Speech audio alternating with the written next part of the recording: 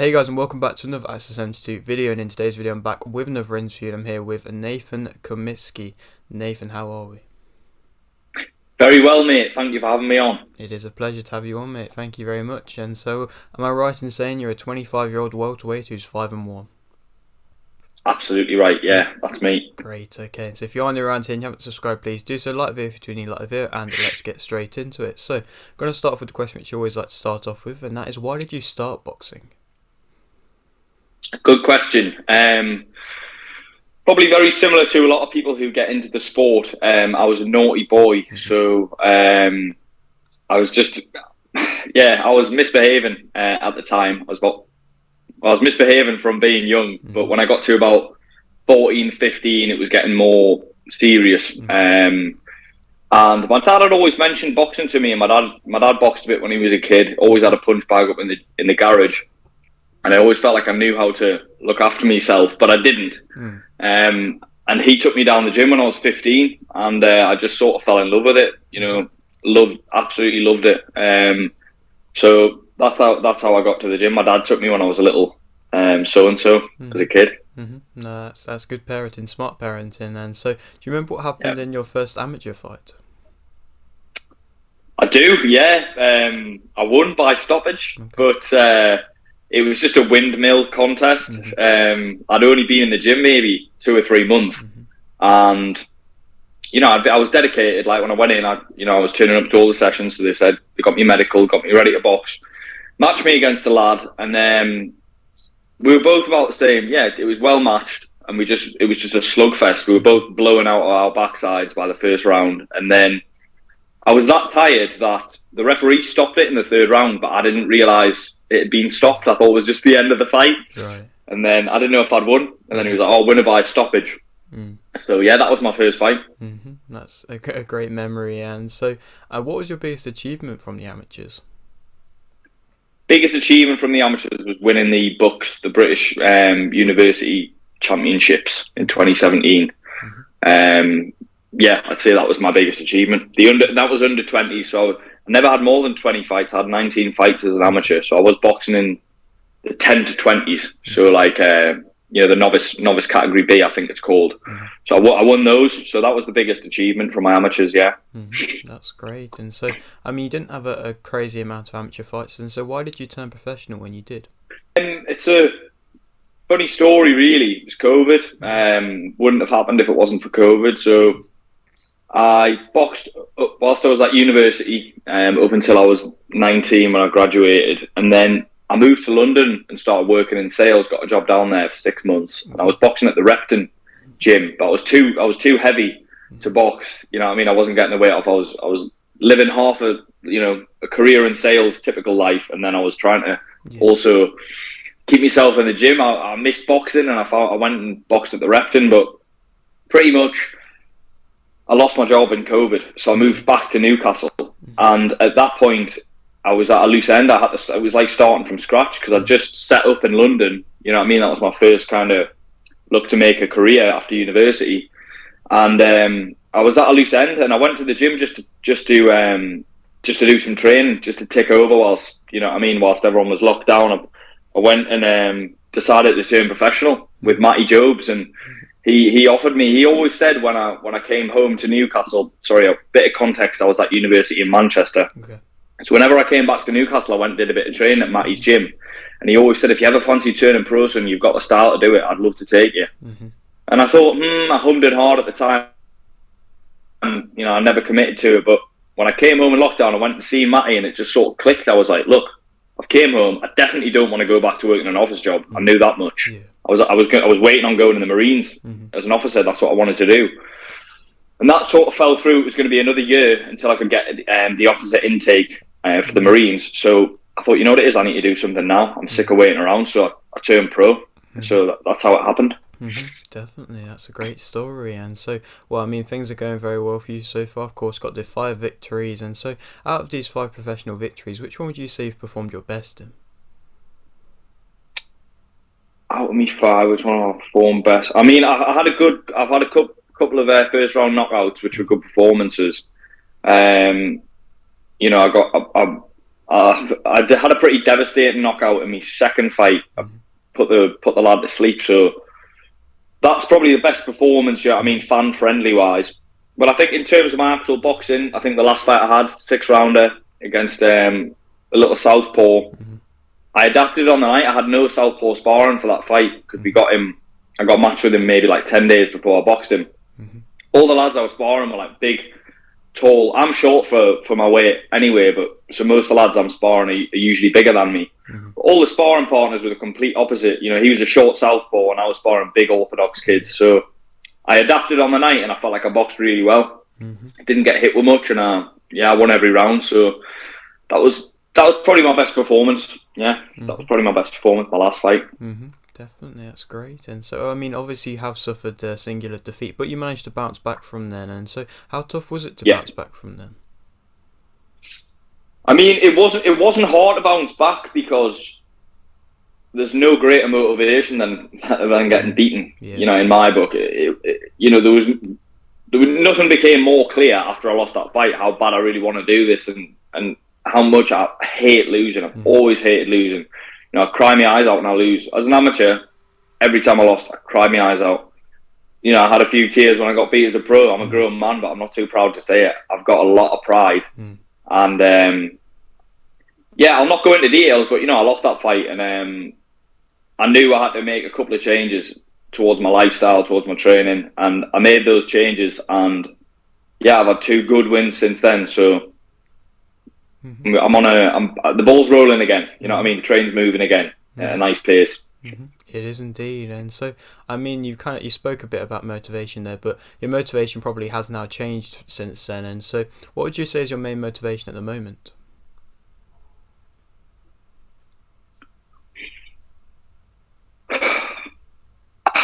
It's hard. I mean, my main motivation is always comes from, you know, my mum, my family. The people I have around me, Matt Jobs, people believing in me. Do you know what I mean? That is a huge motivation. When people, you know, because I do have self-belief, but my confidence has grown so much from when I started to where I am now. Do you know what I mean? When I started boxing, you know, comparison's the thief of joy and it's dangerous to compare yourself to other people, but I had 19 amateur fights. I hadn't boxed in 3 years since I had my debut as a pro. You know, you're looking at these kids coming out of the Olympics and turning over and getting matchroom deals and things, and if you compare yourself to them kids, for me, it was like, oh, I'm miles away. Whereas realistically now, I look at it, I'm like, look, give me another year or 2, I'll box any of them. I'll box any of them. And I believe it will happen. But, yeah, I think the team I have around me is to answer your question. That's what motivates me. All the people I've got around me. It's a small team, but they all believe in the vision and the career. So, yeah, I'm highly, highly motivated. That's great. Yeah, you definitely need people like that around you. And so you're back fighting April 1st now. And so how's preparation been going for that? It's been going brilliantly. It's been really good. Just came off 8-round sparring this morning, so I'm fit. I feel really good. 5 weeks out. My weight's really good. I've got a same day weigh-in, so that's why I box at welterweight. So I know you introduced me as a welterweight, and at the minute I'm boxing at welterweight because I'm boxing on small hall shows, and for anyone who's familiar with the boxing, you know, professionals, a lot of people see people weighing in day before. Well, if you're boxing on a big show or you're boxing for a title, that's certainly the case. But on small hall shows, we get weighed in on the same day because it saves the promoter costs in terms of not having to put your opponent up the night before and et cetera, et cetera. So, yeah, so I'm boxing at welterweight, and that means it's comfortable. I don't have to kill myself making the weight. I'm on it now, and I'm fit. I'm ready to go. So it's just a case of not burning out, not peaking too early in camp. But everything's going swimmingly. That's great. I mean, of course, early on in your career, certain fighters struggle to find the weight in which they're comfortable at, and it's good to see that you found the weight in which you're comfortable at so early on. Yeah. Well, I have, and it's not been easy. I mean, you know, that loss, you know, ultimately boils down to a weight issue, a weight management issue. And like I said, with this, the day before, the day of weigh-ins. My first 2 fights I had day before weigh-ins. My first 3 fights I had day before weigh-ins. So I thought I had a day before weigh-in up until a week of that fight. Wow. And then I found out it was the same day. Okay. And I was walking around far too heavy. So I cut weight incorrectly. I'm not going into details, but I cut weight incorrectly for that fight. And it heavily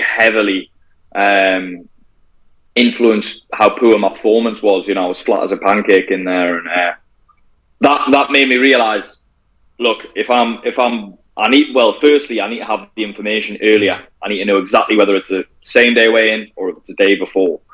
And also I need to be closer to the weight. Do you know what I mean? I need to do it more professionally. So those were the changes that I made, and that's why now I know if I'm boxing and I've got a same day weigh-in, I won't go any lighter than 10 stone 7. But in future, for titles, I want to compete at super lightweight. Definitely I'll get down to 10 stone. That's great. And so for this upcoming fight, if there's anybody around here or watching this that haven't watched you fight before, what would you say makes you interesting as a fighter? I can punch. I mean, you know, people like watching good technical boxing, good style, things like that. But I can punch, and I'm aggressive. You know, I do look to hurt my opponent. That's what I'm in there for. It's a dangerous sport, and you know, if it's not him getting hurt, it's me. So it's not that I throw caution to the wind, but I do throw bombs. So that's exciting for the fans. And also, I like to box a little bit. Do you know what I mean? I like to drop my hands. I like to move around. I like to mix it up. I like to switch my feet. So yeah, I'd like to think that I'm fun to watch. Do you know what I mean? And if I get an opponent who comes to have a ding dong, then you're going to see a better version of me. It's quite tough with journeymen sometimes to get them throwing back. It's hard to hit a man whose hands are glued to his forehead. But yeah, I come to provide the action. That's great. And so, well, you kind of touched a bit upon this, and so I mean, like I said, you're right at the start of your career. So how far do you believe you can go? I believe I'll go as far as God lets me. Do you know what I mean? I don't put any limitations on myself, because any perceived limit I've ever had are on my fitness, my mental capacity, my work capacity, whatever. I've surpassed them all. I've surpassed it all, because I think a lot of people see fighters going, you know, I always believed I was going to be a world champion. And I'll gladly say now, I've doubted ever becoming any sort of champion. Do you know what I mean? I have a lot of self-doubt and insecurity, and that's just being open. Do you know what I mean? A lot of boxers go on as if they're unbreakable mentality, and they know they're gonna win a world title, and if they win a title, they say, I always knew it. I always knew I was gonna do it. The reality is, it's like, I'll go as far as I possibly can. I'm just gonna go one fight at a time. The goal I do have in my head, my heart is set on a British title.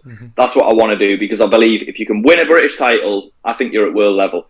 I don't think there's many British title holders who couldn't hold their own in a world title fight. Definitely. Yeah.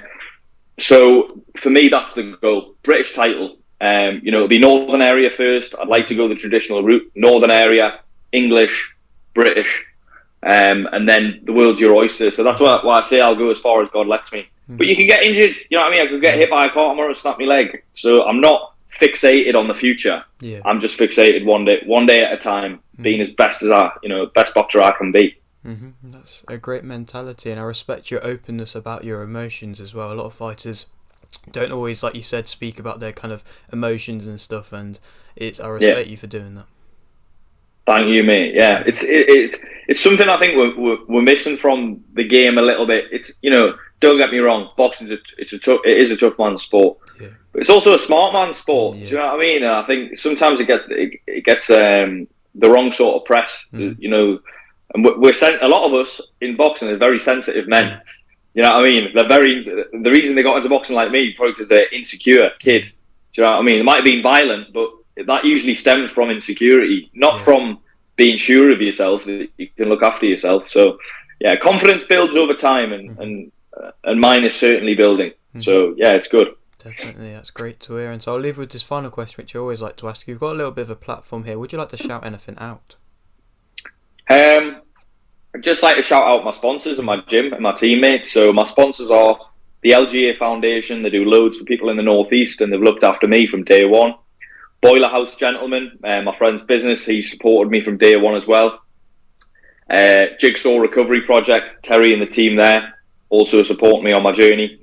And then Matt Jobs, you know, I would have never been able to do this without Matt giving me the opportunity, and he gives a lot of people opportunities, you know, from the amateurs that he looks after through to the pros. The man lives in the gym, he's married to boxing. So thank you to Matt Jobs, everyone at Jobs team, for letting me be a part of it. Great. Great. Okay. Well, thank you very much, mate. And maybe a little bit further along down the line, we can come back and do another interview. Definitely, mate. Hopefully, I'll have something shiny over my shoulder for one of them. Yeah. Yes, definitely, mate. Okay, great. And so, if you are new around here and you haven't subscribed, please do so. Like the video if you do like the video, and thanks for watching.